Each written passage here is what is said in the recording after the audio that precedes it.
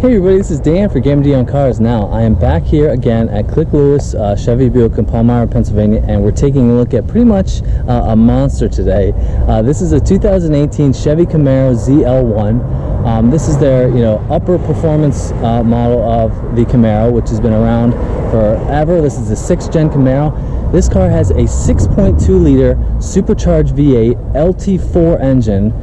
650 horsepower, 650 foot-pounds of torque. This car will go 0 to 60 in 3.5 seconds, almost 200 miles an hour, where this car will go 198 miles an hour. Now, when this car came out new, you could get this much performance for about $67,000. Now, this is the 2018, and this car is on sale at Click Lewis for about $57,000. So, what other car could you buy that has this much performance for under $60,000? I mean, the big brother to this car is the Corvette, and we all know that's been an American staple, but I always wanted to check out one of these. I've never driven a Camaro before.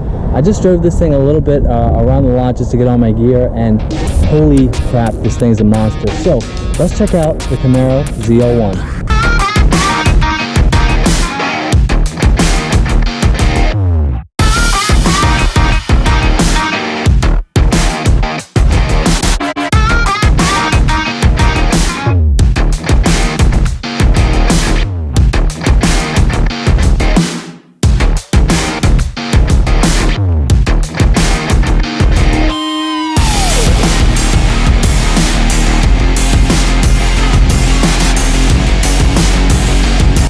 95 degrees here in Central PA today. It is a sweltering day, but this car is equally as hot. Now, this car is actually a black car, but it has a wrap on it. It's sort of like a cement, I guess they call it like a cement putty sort of color. It was like a $5,000 wrap that the first owner of this car got when they bought it. But I think the wrap looks pretty good. I honestly would not pick this color as a wrap. I mean, I would pick a red one, sort of like Guitar-Mageddon ZL1 that he does not have anymore. But anyway, this is just a really aggressive looking car. I mean, this is the, there's also a track version of this car called the ZL1 1LE that has, different wheels and more suspension, has little canards in the front, bigger wing. But this thing is just a monster with the LS engine, LT4, 650 horsepower, and it's the same engine that's in the Corvette Z06. But yeah, this is a 6th gen Camaro. Now, one thing that's kind of cool, they call this the flow tie because it actually has air can go in through there. That's kind of cool. Now, these headlights are they're so squinty on a Camaro for the 6th gen. I think they just have gotten squintier and squintier over the years. But yeah, there's your daytime running light right there. But just look at the aggressiveness of this front splitter and this grille, which is absolutely huge. I mean, this is a big car, a big heavy car. To compare this car with is the car that I drove before, which is a Shelby Mustang GT350. But this car has another 120 horsepower on top of that. That was 526. This is 650. So, I mean, more performance, more aggression. It just looks really good. But yeah, you've got huge brakes and tires. Look how big those brakes are on the front with the ZL1 branded brake calipers. But yeah, a Camaro has been around forever. They have a 4-cylinder version. They actually have a 6-cylinder, but this is a big all-American V8. Now, coming around back, I started it up a few times just to get around the lot here, but this thing sounds so good. All right, I will insert my audio clip right here.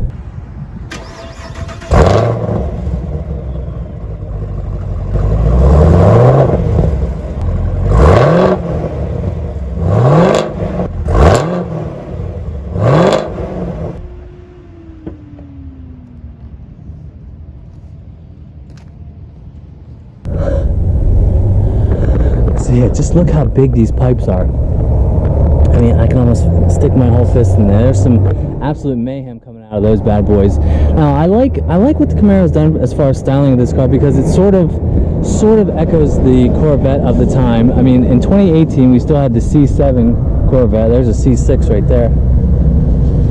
But anyway, it just sort of echoed the Corvette styling, just with like the 2 little dashes right there. I think it's subtle. I mean, nothing really about this car is over top other than the performance. The front is pretty aggressive too. I wouldn't call it over the top though. But I mean, you could just see how wide these hips are right here, just coming out the front there. But this car has a 10-speed automatic transmission, which is actually partnered and designed with Ford, oddly enough. And I think the 10-speed is made for a bunch of Ford products like the Raptor, and I think maybe some Lincoln stuff too, like the Navigator. But as far as the styling goes, I think it looks very good. And again, I wouldn't have picked this color because it just sort of, I mean, you can see the highlights of the dark of the black around the front and the hood.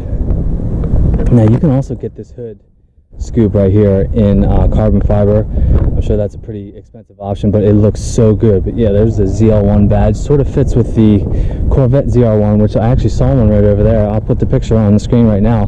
But that car has the ZR1 emblem on the hood as well. So yeah, as far as styling goes, I think it looks pretty good.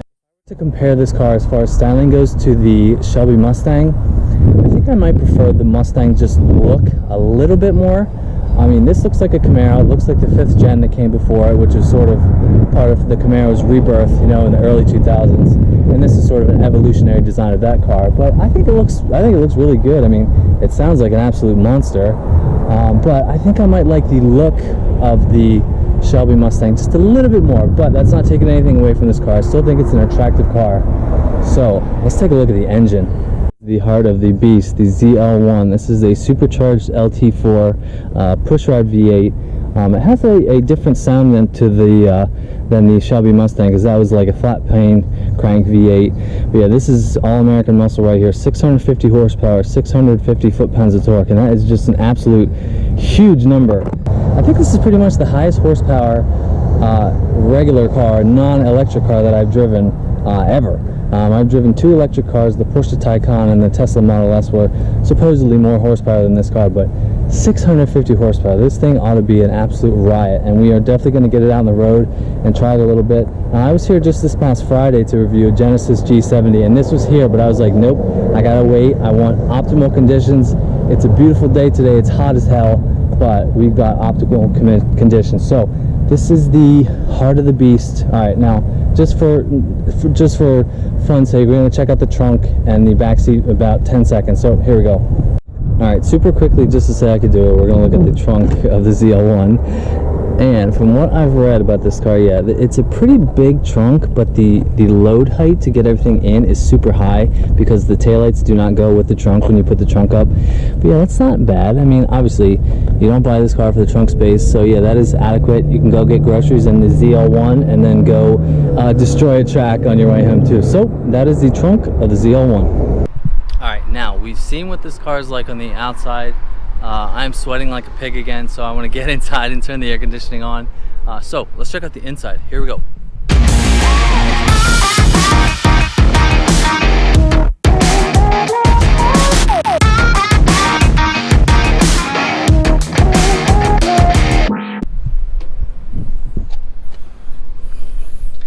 Now I am definitely going to turn this thing on because I am sweating like crazy.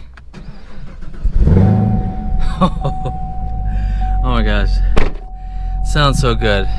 You cannot beat an LS All-American V8. Oh man. So a couple things that I've noticed about this car. Now this car has a lot of features that I don't think I've ever seen in a car before that I reviewed, but right away it is very like smaller on the inside than I thought it would be. Like the Camaros, their belt line on the door has always been so high, but because I feel like this window is like a foot tall. It is just so small. The belt line is just so high. But Alcantara on the doors and on the steering wheel, which feels so nice to the touch. But I like the design of this interior. Some cool things. I didn't know that your HVAC controls right here. That's to go up and down with the fan right there. But this is actually how you control the temperature. You just take the whole vent itself and you turn it. I just think that is really cool.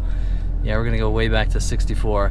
But yeah, same with this over here. You control the passenger temperature control over there. That is just really cool. I mean, forever and ever, like, well, generally in most cars, the HVAC controls are like above the screen, but not in this car. The screen is, you know, front and center, and the fans are down below. So we've got a 10-speed automatic transmission, no stick for this car, which is fine. You know, what are you gonna do? We've got a bunch of different modes. There's mode right here. Now, when you toggle that switch, you can go between Tour, Sport, Track, and snow and ice, which I don't think, why would you ever drive this car in the snow and ice? I'm sure it's possible. So we're just gonna stick that in sport. So we've actually got a 200-mile speedometer. I mean, I do not see that very often. This car can almost literally go 200 miles an hour. But yeah, I just like the circular vents, and the Alcantara is nice with the red stitching. Now, I have a similar feeling like I had when I drove the Shelby Mustang. You do not buy this car for the interior, but having said that, I don't think it's that bad. There's a couple little bits of plastic around here and there. I mean, the steering wheel is nice.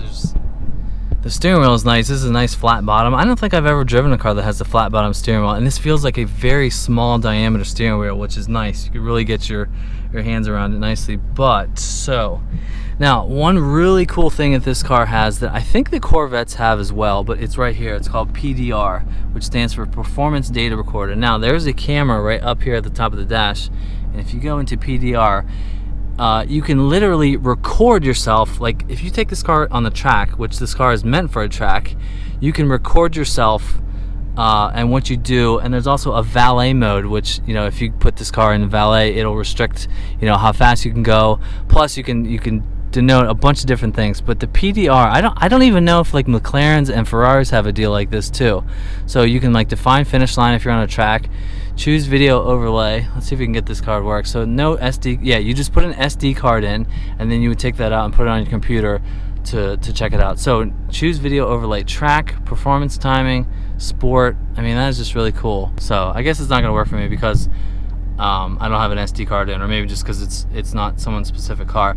But I really like the design. You can really tell in the dash too that this sort of looks like the font and everything looks like a Corvette. But yeah, I like the centrally located tach. You've got your speedometer, you got your tachometer on the left, your miles per hour on the right. Now you can go through a couple different things. Now there's a heads-up display, front and center. I don't know if you can yeah, I think you can see on the front of that Lexus. But you go through a bunch of different things, info. Now, just like the Corvettes, right here on the right side of the steering wheel, you can go through a bunch of different things. Speed limit, timer for the track. You know, there's your tire pressure, and it's lit up green. If your tire pressure or your pressure was getting a little low, it would go to yellow and then to red. So that's pretty cool. 100%, 98% remaining oil life. That is cool. Fuel range. So this is where you go through all your different trips and everything, which I think is pretty cool. Now, this car only has 15,000 miles as of 2018, and it's only $57,000 for 650 horsepower. I can't think of any other car that has such a good performance value. Maybe something like a 5-year-old GTR or something has like 600 horsepower or 585, but this car really is a performance bargain without a doubt. I mean, just a Corvette motor in a Camaro like this with all the aggressive, you know, touches on the outside. This thing could be an absolute track monster. Now, this should be a track monster because this is the ZL1. This is the trim that you take on the track.